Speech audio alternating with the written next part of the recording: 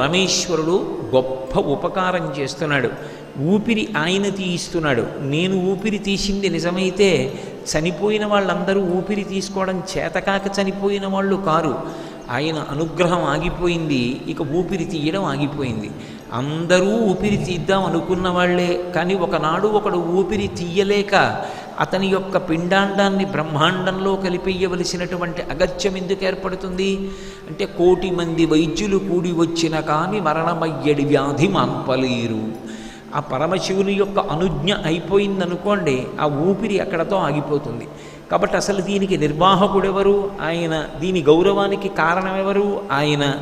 యావత్ పవనో నివసతి దేహే తావత్ పృచ్చతి కుశలంగేహే గతవతి వాయౌ దేహాపాయే భార్యా బిభ్యతి తస్మిన్ కాయే.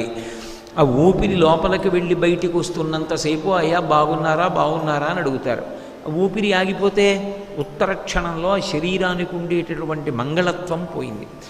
అంతటి మహానుభావుడైనటువంటి పరమేశ్వరుడు మనం ఎన్ని తప్పులు చేసినప్పటికీ వేదంలో ఎలా బ్రతకమని మనకి శాసనం చేశాడో ఆయన శాసనానికి అనుగుణంగా మనం బ్రతికి ఆయన యొక్క అనుగ్రహానికి పాత్రులు కావలసినటువంటి వారం అలా పాత్రులం కాకుండా నిషిద్ధ కర్మలై ఈశ్వరుడు ఏవి చెయ్యవద్దన్నాడో అవి చేసి పాప పంకిలమునందు మునిగిపోయినప్పటికీ ఆయన మళ్ళీ చేసినటువంటి పాపములను పోగొట్టుకోవడానికి శరీరాన్ని పునః పునః ఇస్తున్నాడు. ఈ శరీరాన్ని ఇవ్వలేదనుకోండి, జీవుడు పాపములను అనుభవిస్తూ ఉండిపోవాలి. ఎక్కడో ఏ యమలోకంలోనూ చేసిన పాపాలన్నింటికీ నిన్ను బాధ పెడతా ఉన్నారనుకోండి, మళ్ళీ అసలు పుణ్యం చేసుకునే అవకాశం ఎక్కడి నుంచి వస్తుంది? అందుకే ఈ శరీరాన్నిచ్చి ఈ శరీరము చేత పాపములను అనుభవించగలిగినటువంటి అవకాశాన్నిచ్చి ఈ శరీరంతో మళ్ళీ పుణ్యం చేసుకునేటటువంటి అదృష్టాన్నిచ్చి ఈ శరీరంతో శాస్త్రాన్ని గురువుగారి దగ్గర తెలుసుకోగలిగినటువంటి అనుగ్రహాన్నిచ్చి తెలుసుకున్నటువంటి శాస్త్రాంతర్గతమైనటువంటి విషయములను అనుష్ఠాన పర్యంతంలోకి తెచ్చుకుని ధర్మము అన్న రూపంతో దాన్ని ఆచరించిన నాడు ఏ పాశములు మనని పట్టి పీడిస్తున్నాయో ఆ కర్మపాశములు తెగిపోవడానికి అవి కారణమవుతాయి. అలా గురువుని శాస్త్రాన్ని శరీరాన్ని భగవంతుడు ఇచ్చి ఉండి ఉండకపోతే మనం తరించడం అన్న మాట ఎప్పుడు వస్తుంది? అసలు ఉండదు.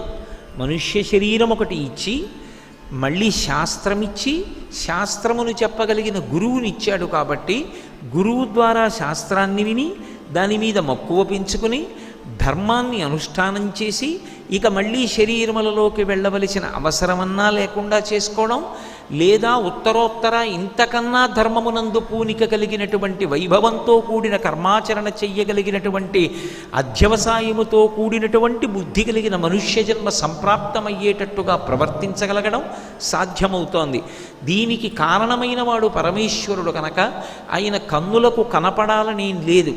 ఒక్కొక్కనాడు మహాభక్తులైనటువంటి వారికి మాంసము నేత్రము చేత చూడడానికి యోగ్యమైన రీతిలో దిగి వచ్చాడు. ఒక్కొక్కనాడు ఆయన అలా అందరికీ ఎదురుగుండా కనపడాలనేం లేదు. ఇక్కడే ఈ లోపలే హృదయ గుహలో ఉంటాడు. హృదయ గుహలో ఉండి ఎవరు అంతర్ముఖత్వాన్ని పొంది వెనక్కి వెళ్ళగలరో అలా లోపలికి వెళ్ళగలిగినటువంటి వారు ఆ తత్వాన్ని దర్శనం చేసి అద్వైతానుభూతిలో అది తప్ప వేరొకటి లేదన్న ఒకే ఒక్క భావన యందు అనుభవంగా ఆనందించి సంతోషించి తరిస్తూ ఉంటారు. అటువంటి అవకాశాన్ని ఇవ్వగలిగినటువంటి మహాప్రజ్ఞావంతుడు, దయామయుడు, కరుణార్ద్ర హృదయుడు పరమేశ్వరుడు.